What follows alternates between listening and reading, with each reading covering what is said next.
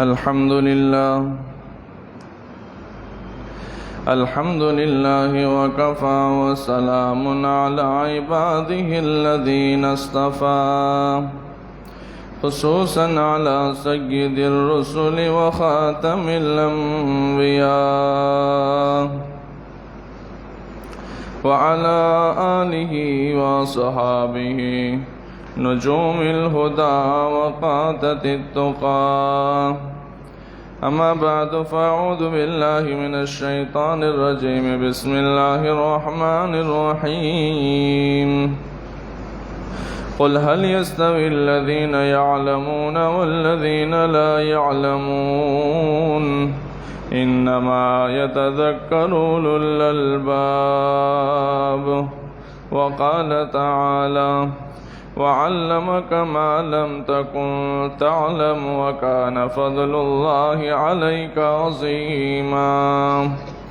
وقال تعالى وقل رب زدني علما. صدق الله العظيم. وقال النبي صلى الله عليه وسلم من سلك طريقا يلتمس فيه علما سهل الله له طريقا إلى الجنة أو كما قال عليه الصلاة والسلام. وصدق رسوله النبي الأمي الهاشمي الكريم ونحن على ذلك لمن الشاهدين والشاكرين والحمد لله رب العالمين. اللهم صل على محمد وعلى آل محمد كما صليت على إبراهيم وعلى آل إبراهيم إنك حميد مجيد. اللهم بارك على محمد وعلى آل محمد كما باركت على إبراهيم وعلى آل إبراهيم إنك حميد مجيد. گرامی قدر سامعین و بزرگان محترم، قرآن اور احادیث کی روشنی میں علم کی فضیلت اور اہمیت کو بیان کیا جا رہا ہے۔ اللہ تعالیٰ سے دعا ہے مجھے صحیح باتیں بیان کرنے کی، آپ تمام حضرات کو بغور سننے کی اور پوری امت کو ان پر عمل کی توفیق عطا فرمائے۔ العلم نور، علم روشنی ہے اور جہالت اندھیرا ہے۔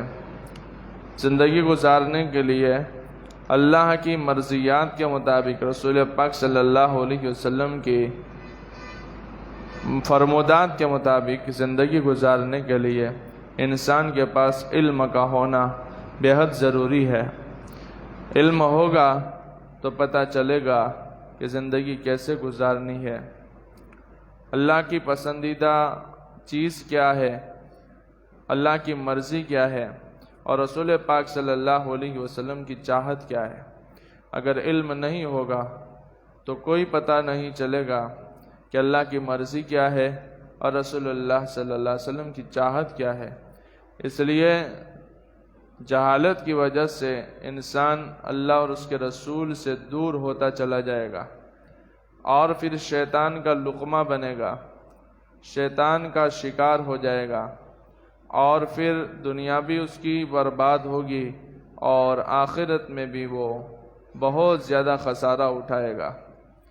اسی لیے اللہ تعالیٰ نے قرآن مقدس میں فرمایا ہے، قل اے نبی جی آپ فرما دیجئے، هل يستوي الذين يعلمون والذين لا يعلمون، کیا علم والے اور بے علم برابر ہو سکتے ہیں؟ قل هل يستوي الذين يعلمون والذين لا يعلمون انما يتذكر اولو الالباب۔ جن کو ہم نے عقل دی ہے وہ نصیحت حاصل کرتے ہیں۔ عقل والے، سوجھ بوجھ رکھنے والے یہ اللہ تعالیٰ کی منشا کو سمجھتے ہیں اور نصیحت پکڑتے ہیں اور علم حاصل کرتے ہیں، اور جن کے اندر عقل نہیں ہوتی ہے وہ علم سے دور ہوتے ہیں، خود بھی دور ہوتے ہیں، اپنے بچوں کو بھی دور رکھتے ہیں، اپنے خاندان والوں کو بھی محروم کر دیتے ہیں۔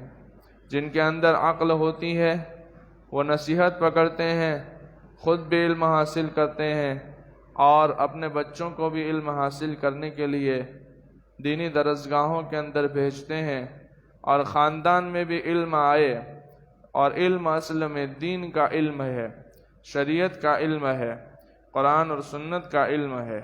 قرآن اور سنت کا علم ہی وہ علم ہے جو اللہ کی مرضیات کا پتہ بتاتی ہے، رسول اللہ صلی اللہ علیہ وسلم کی چاہت کا پتہ بتاتی ہے۔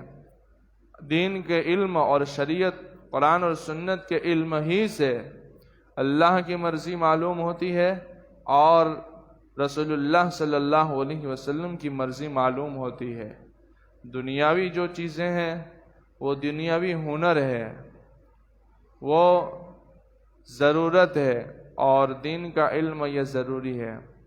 دین کا علم ضروری ہے اور دنیا کا جو ہنر ہے جس کو علم بھی کہہ دیا جاتا ہے وہ ایک ضرورت ہے۔ دنیا کے علم سے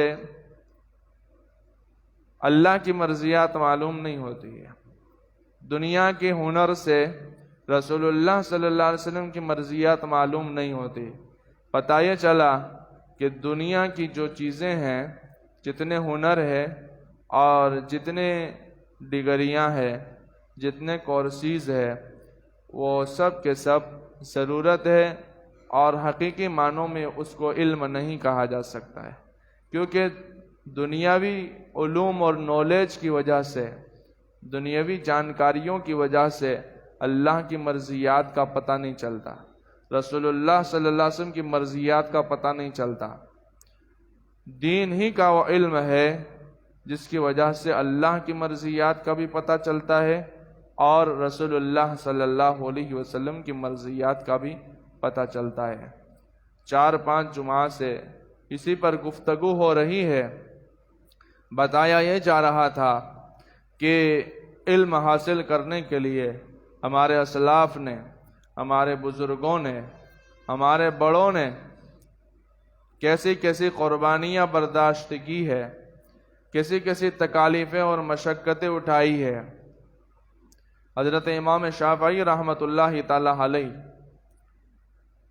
آج اس وقت دنیا میں مسلمان جن بڑے بڑے اماموں کی تقلید کرتا ہے، ان کے بتائے ہوئے مسائل اور فقہ کے مطابق زندگی گزارتا ہے، ان میں ایک امام شافعی رحمۃ اللہ علیہ۔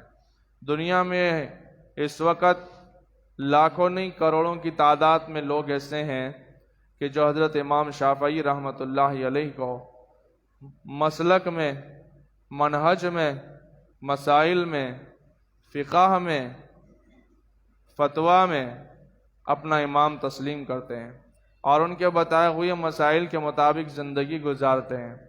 ہم لوگ حنفی المسلک ہے، ہم حضرت امام ابو حنیفہ رحمۃ اللہ تعالی علیہ کی تقلید کرتے ہیں۔ میں بیان کر رہا ہوں امام شافعی رحمۃ اللہ علیہ کا حال۔ امام شافعی رحمۃ اللہ علیہ کا بچپنا ہے اور یتیم ہو گئے ہیں۔ یتیمی کی حالت میں ظاہر سی بات ہے جب انسان یتیم ہو جاتا ہے تو غریب بھی ہو جاتا ہے، مفلس ہو جاتا ہے، زیادہ مال اس کے پاس نہیں آتا، مال کمانے والا چلا جاتا ہے۔ غریب تھے، علم حاصل کرنے کا شوق بہت زیادہ تھا، کاغذ خریدنے کا پیسے نہیں ہے، قلم خریدنے کے پیسے نہیں ہے، کیا کرتے؟ جنگل میں نکل جاتے اور بڑے بڑے جانوروں کی ہڈیوں کو، جو بڑی بڑی ہڈیاں ہوتی، ان کو تلاش کرتے، ان کو صاف کرتے اور ان کو لاتے تھے اور اپنی خاص خاص باتیں علم کی اس پر لکھتے تھے اور اپنی یاد دہانی کے لیے اس کو محفوظ فرما لیا کرتے تھے۔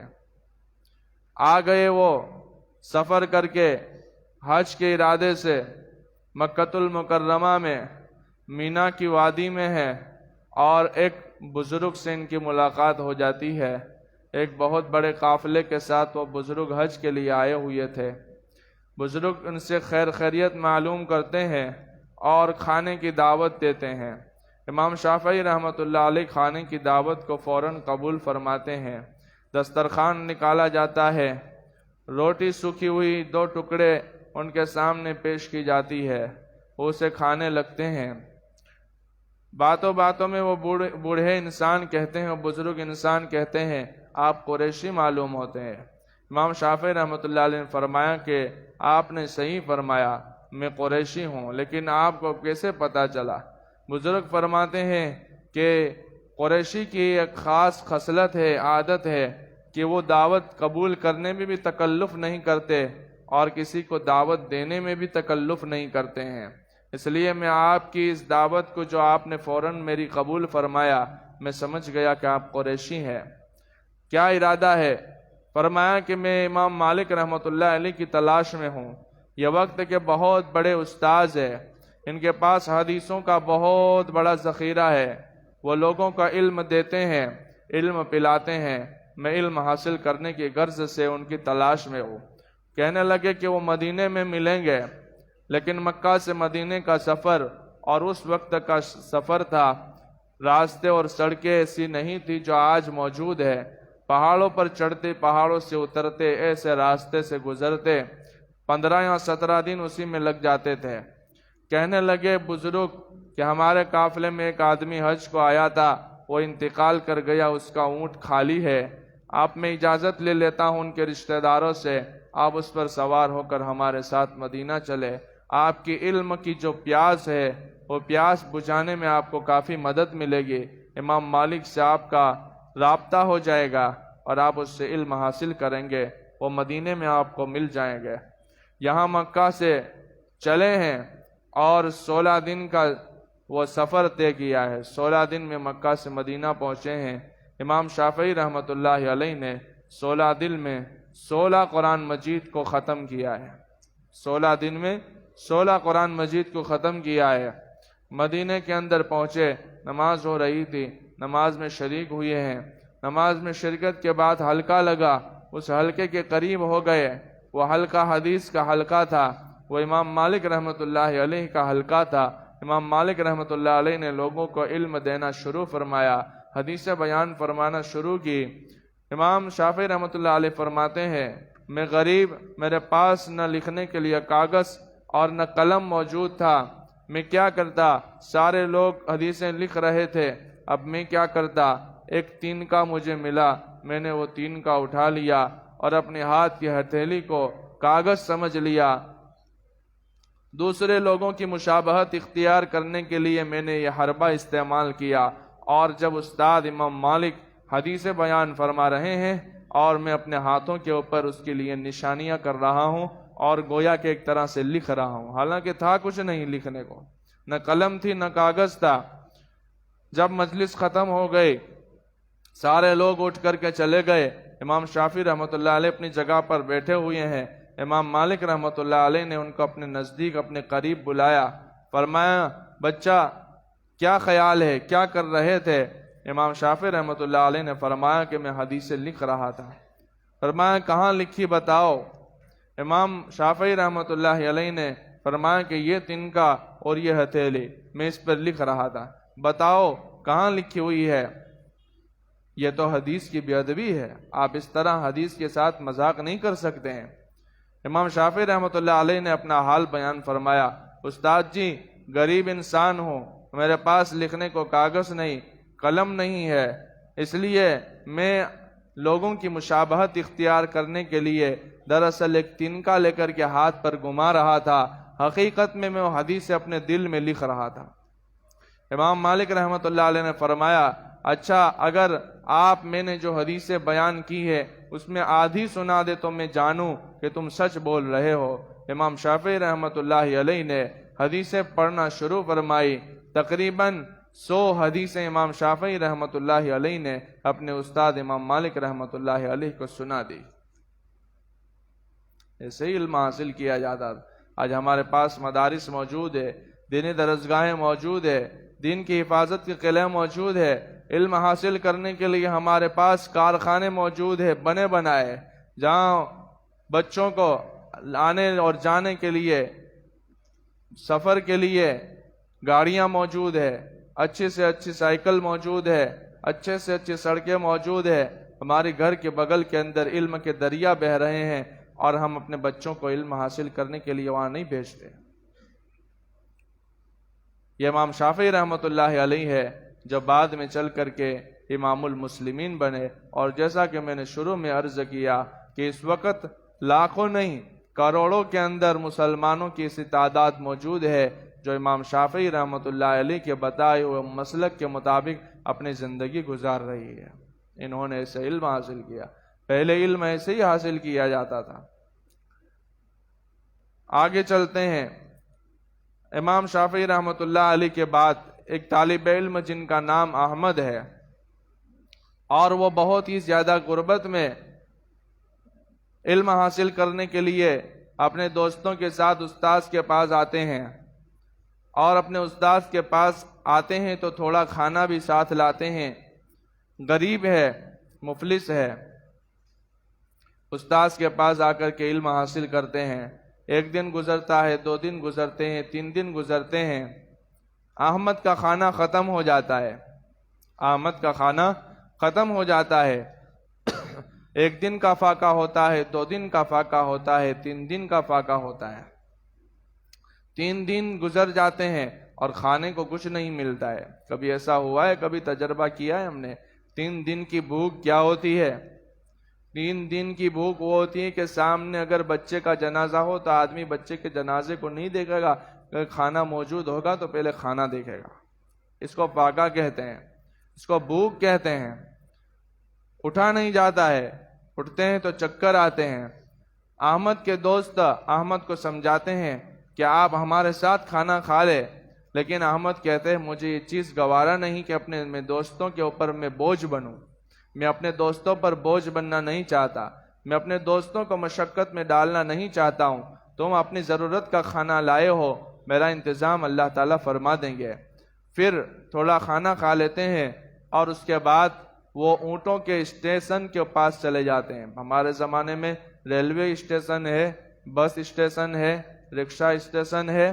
اس زمانے میں اونٹ اور گھوڑوں کے اسٹیشن ہوا کرتے تھے۔ اونٹوں کے اسٹیشن کے پاس چلے جاتے ہیں، وہاں جا کر کے زور سے آواز لگاتے ہیں، مزدور ہوں، اونٹوں سے اپنا تمہارا سامان اگر اتارنا ہوگا تو اتار دوں گا، اگر لادنا ہوگا تو لاد دوں گا، مزدوری دے دینا، کام پر رکھ لینا، جو مزدوری دوں گے وہ منظور ہوگی۔ بہت سارے لوگ ایسے ہوتے ہیں، وہ احمد کو بلاتے اور بڑا بھاری بوجھ ان سے اونٹ سے نیچے اترواتے، اور بہت سے لوگ اپنا نیچے پڑا ہوا بھاری سامان اونٹ کے اوپر لدواتے تھے۔ ان کے دوست دیکھتے تھے کہ احمد ایک معصوم سا بچہ ہے، ایک کمزور سا بچہ ہے، لیکن علم حاصل کرنے کے لیے 1 دن کی مزدوری کر کے اپنے 6 دن کا گزران چلانا چاہتا ہے، لیکن وہ طاقت نہیں رکھتا ہے اتنے بھاری بھاری بوجھ اٹھانے کی، کہیں اس کو کوئی بیماری نہ لگ جائے، کہیں اس کو کوئی تکلیف نہ ہو جائے، اس کے جسم میں کوئی تکلیف پیدا نہ ہو جائے۔ اس لیے ان کے ایک دوست کو یہ شکل سمجھ میں آتی ہے، وہ اپنے دوست احمد سے کہتا ہے، احمد دیکھ تو اس طرح کے بھاری بھاری کام کرتا ہے، اگر تجھے کوئی بیماری لگ گئی، اگر تجھے کچھ ہو گیا، جسم کے اندر تکلیف ہو گئی تو ہمیشہ کے لیے علم حاصل کرنے سے محروم ہو جائے گا۔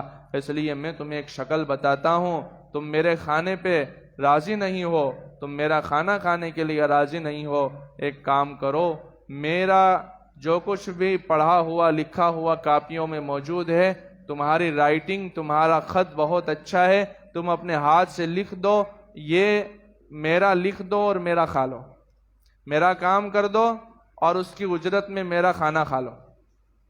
احمد اس پر راضی ہو جاتا ہے۔ میرے بھائیوں، دوستوں اور بزرگوں، یہیں احمد آگے چل کر کے امام احمد ابن حنبل رحمۃ اللہ علیہ کے لقب سے جانے جاتے ہیں۔ امام احمد ابن حنبل رحمۃ اللہ علیہ آج دنیا کے اندر 4 مشہور امام کی فقہ رائج ہے۔ امام اعظم امام ابو حنیفہ رحمۃ اللہ علیہ، امام شافعی رحمۃ اللہ علیہ، امام احمد ابن حنبل رحمۃ اللہ علیہ اور امام مالک رحمۃ اللہ علیہ۔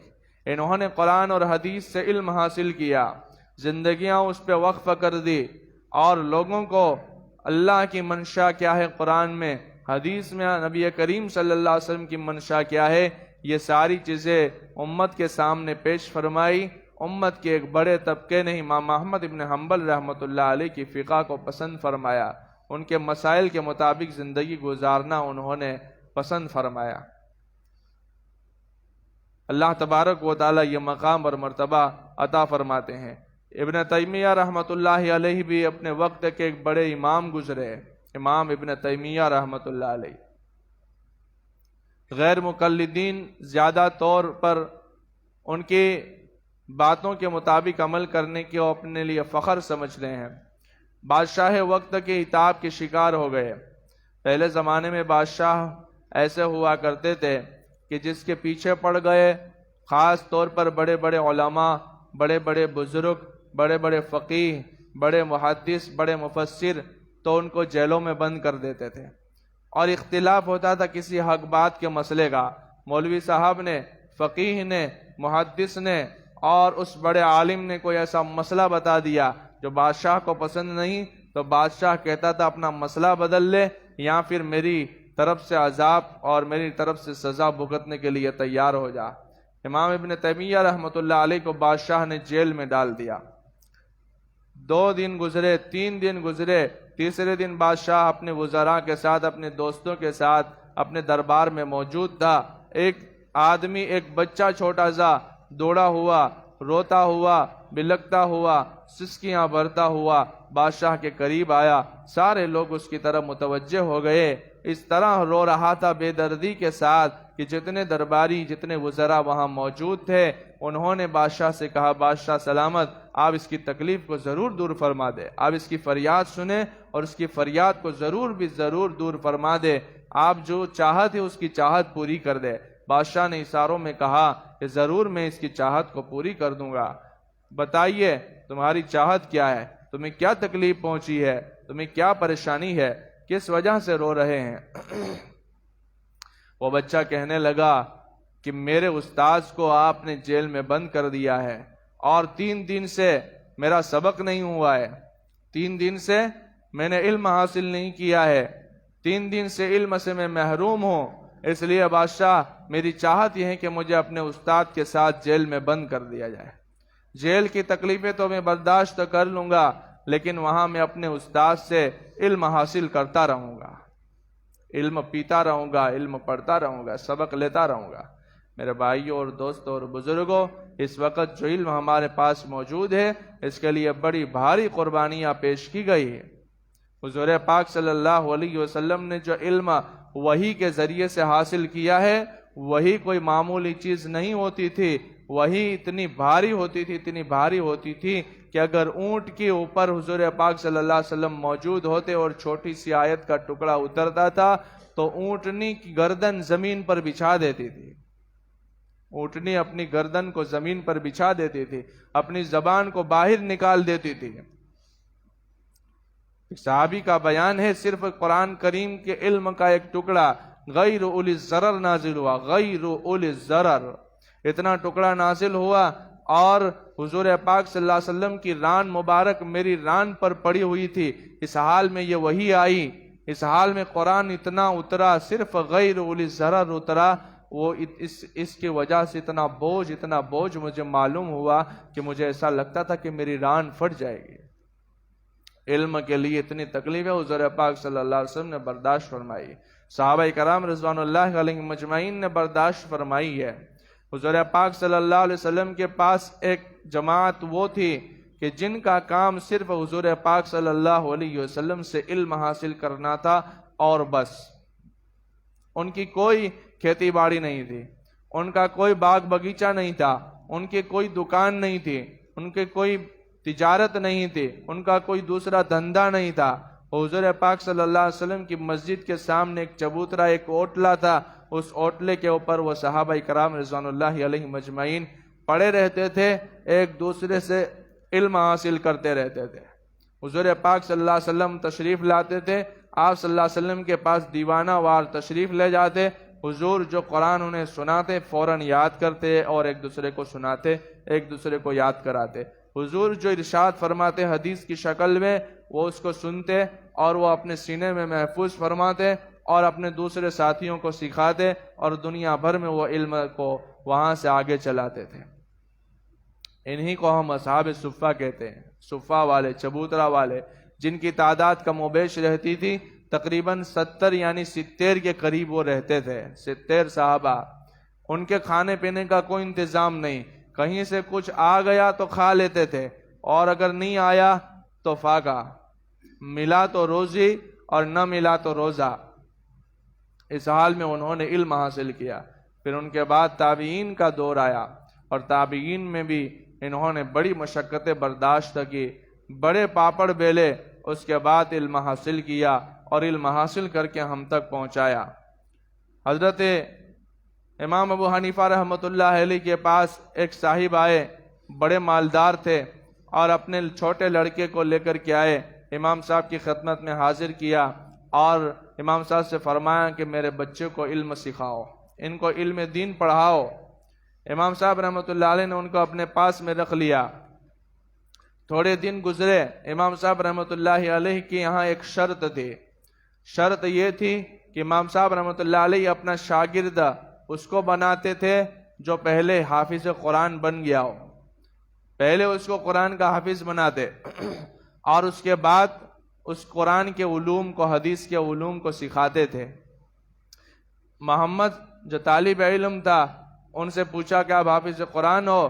کہا کہ نہیں، میں حافظ قرآن نہیں ہوں۔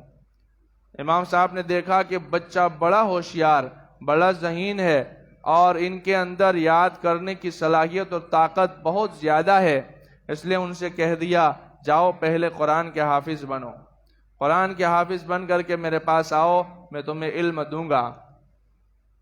وہ چلے گئے دوسرے استاذ کے پاس، ہفتے کے بعد آئے، ایک ہفتہ گزر گیا اور ہفتے کے بعد واپس آئے اپنے استاد امام ابو حنیفہ رحمۃ اللہ علیہ کے پاس۔ امام صاحب رحمۃ اللہ علیہ نے سمجھا کہ یہ ہماری ملاقات کے لیے آئے ہوں گے، ابھی تو علم حاصل کرنے کے لیے گئے ہیں، بس خیر خیریت دعا سلام کے لیے آئے ہوں گے۔ پوچھا کیسے آنا ہوا؟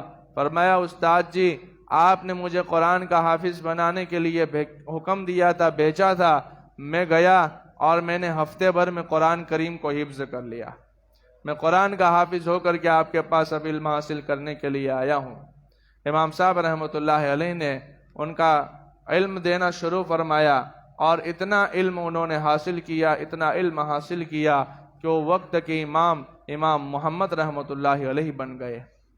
امام محمد رحمۃ اللہ علیہ جو امام ابو حنیفہ رحمۃ اللہ علیہ کی مسلک کے اندر جانے اور مانے ہوئی شخصیت ہے، بعض مسائل میں ہم امام ابو حنیفہ رحمۃ اللہ علیہ کی مطابق مسائل میں ہم عمل کرتے ہیں، اور بعض مسائل میں ہم امام محمد رحمۃ اللہ علیہ کے مطابق عمل کرتے ہیں، اور بعض مسائل میں ہم امام ابو یوسف رحمۃ اللہ علیہ کے متعلق عمل کرتے ہیں۔